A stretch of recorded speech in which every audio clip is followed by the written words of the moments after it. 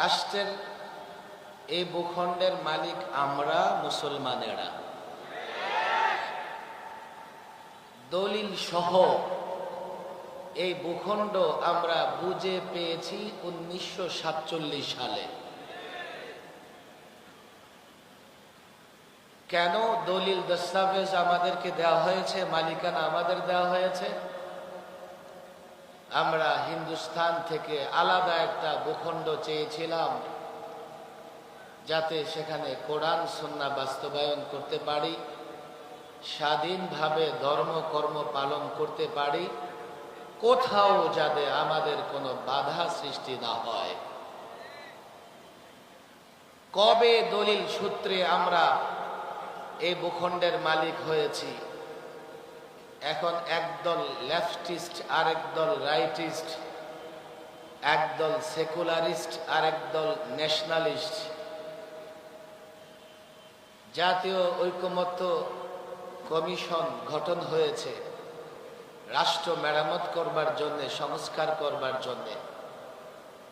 আমিও মাঝে মধ্যে সেই কমিশনের বৈঠকে যাই। নানা দলের নানা ফর্মুলা নানা দেশ থেকে ধার করে বাংলাদেশকে সংস্কার করতে চায়, আর আমি হতাশ হয়ে দাঁড়িয়ে থেকে ভাবি বাড়ির মালিক আমি, অথচ রাষ্ট্র সংস্কারের কোনো উদ্যোগ আমার নাই। এই প্রজন্ম ভুলেই গেছে, ছাত্ররা ভুলে গেছে, আলেমরা ভুলে গেছে যে এই ভূখণ্ডের মালিক মুসলমানেরা। আমরা যে ভূখণ্ড পেয়েছি ভাষার কারণে নয়।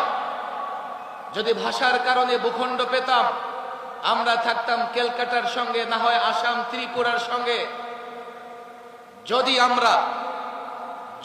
আমরা এই ভূখণ্ড পেতাম, ভালো করে বুঝবেন, ভাষার জন্যে আমাদের ভাষা পশ্চিম পাকিস্তান পাকিস্তানিদের সঙ্গে মিলে না।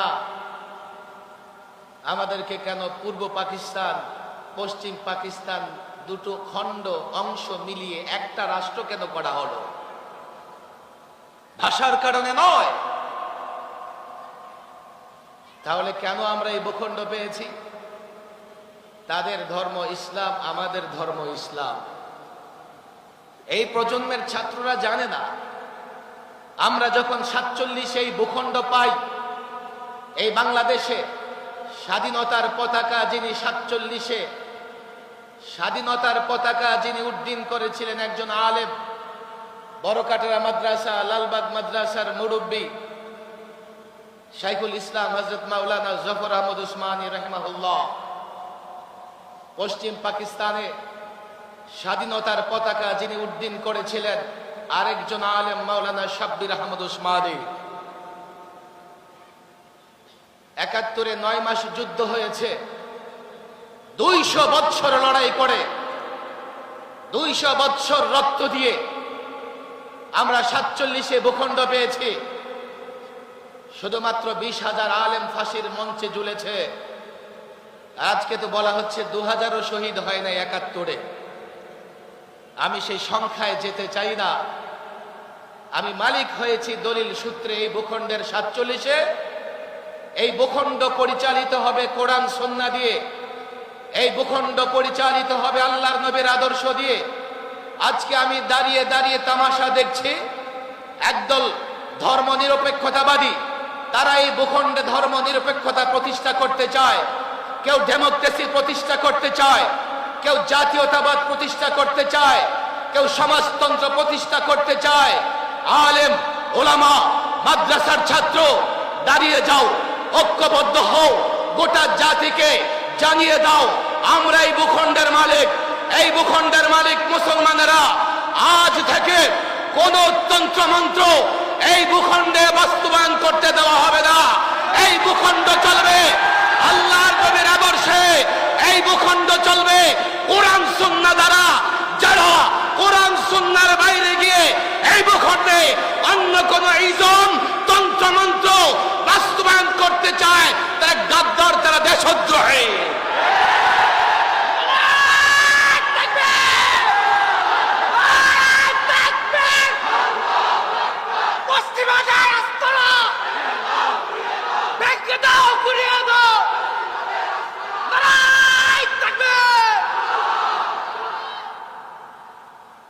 ডাক্তার আসছে রোগীর চিকিৎসা করবে। আমি প্রায় বলি, ঘরের কর্তা ব্যক্তি অসুস্থ, বড় ছেলে ডাক্তার নিয়ে আসছে হোমিওপ্যাথি, মেজো ছেলে ডাক্তার নিয়ে আসছে অ্যালোপ্যাথি, আবার ছোট্ট ছেলে ইউনানি চিকিৎসার ডাক্তার নিয়ে আসছে। এবার ডাক্তারদের মধ্যে ঝগড়া। হোমিওপ্যাথিক ডাক্তার বলে যে না, অ্যালোপ্যাথিক চিকিৎসা আজকাল সাইড এফেক্ট বেশি, হোমিওপ্যাথি খান সুস্থ হয়ে যাবে, কোনো সাইড এফেক্ট নাই। অ্যালোপ্যাথিকওয়ালা বলে হোমিওপ্যাথি অনেক পুরনো চিকিৎসা, আধুনিক যুগে এই চিকিৎসা চলে না। ইউনানি চিকিৎসক বলে এটা আসল জড়িবুটির চিকিৎসা, তোমরা দূরে থাকো, আমি আসল আদি ট্রিটমেন্ট চিকিৎসা পদ্ধতিতে চিকিৎসা করব। এ জাতির মুসলমানদের বোঝাতে হবে, কোন ট্রিটমেন্ট কোন ভিনদেশী কোন ডাক্তার দ্বারা, ভিনদেশী কোন চিকিৎসক দ্বারা আমার এই রাষ্ট্র সংস্কার মেরামত সুস্থ হবে না। আজকে রাষ্ট্রের রন্ধ্রে রন্ধ্রে দুর্নীতি, টেন্ডারবাজি, মারামারি, কাটাকাটি, হানাহানি সব বন্ধ করতে হলে চিকিৎসক বানাতে হবে মদিনাওয়ালাকে। কথা ঠিক না বেঠিক? আমি অন্য কোনো পন্থা বুঝি না। 90% মুসলমানের দেশে, মুসলমানদের মালিকানাধীন এই ভূখণ্ডে যদি সংস্কার হয়, আমি গত বছর এখানে বক্তৃতা করেছিলাম, আমি আগে থেকে এই কথা বলে আসছি, সবাই শুধু সংস্কার চায়। আমি বলছি আগে বলো সংস্কার কোন ফর্মুলায় হবে। সবাই চিকিৎসা চায়, আমি বলেছিলাম আগে রাষ্ট্রের চিকিৎসা কোন ডাক্তার দিয়ে করা হবে সেই সিদ্ধান্ত নাও। বাংলাদেশ এই ভূখণ্ড, এই রাষ্ট্র মেরামত করতে হলে, সংস্কার করতে হলে ডান বামের ডাক্তার দিয়ে এই রাষ্ট্র সংস্কার হবে না।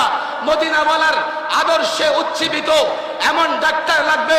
মাদ্রাসার ছাত্র, আলেমরা, যুবককে বুঝাও, মুসলমান যুবককে বুঝাও, সকলকে বুঝাও, ছাত্রকে বুঝাও, ব্যবসায়ীকে বুঝাও।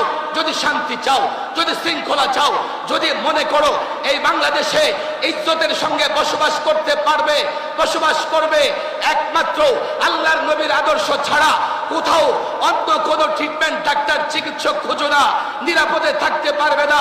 বাংলাদেশ একটা ঝুঁকিতে আছে, চতুর্দিকে দুশ্মন। কাল যদি বাংলাদেশ আক্রান্ত হয়, আমরা এই দেশে কি করে টিকে থাকবো জানি না, বুঝতে পারি না। তবে যদি ইসলাম ধরো, ইসলাম মানো, আল্লাহর নবীর আদর্শে যদি লড়াই করবার জন্য প্রস্তুত গ্রহণ করো, তাগুত যেই হোক না কেন, বদরের দিকে তাকাও, 313 জন হাজারের বিরুদ্ধে লড়াই করেছে। খন্দকের দিকে তাকাও, 3000 10,000-এর বিরুদ্ধে লড়াই করেছে। রোমান যুদ্ধ 30,000 2 লক্ষের বিরুদ্ধে লড়াই করেছে।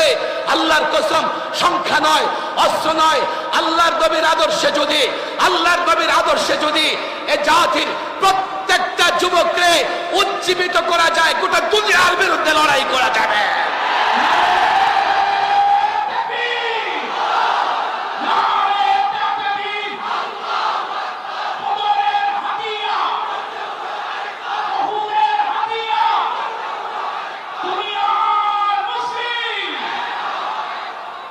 আমাদের একটা চ্যালেঞ্জ গ্রহণ করতে হবে, সেটা হচ্ছে জাতির যুবকেরা জানে না যে আল্লাহর নবীর আদর্শে তাদের মর্যাদা, তাদের সম্মান আছে। জাতির যুবকেরা জানে না,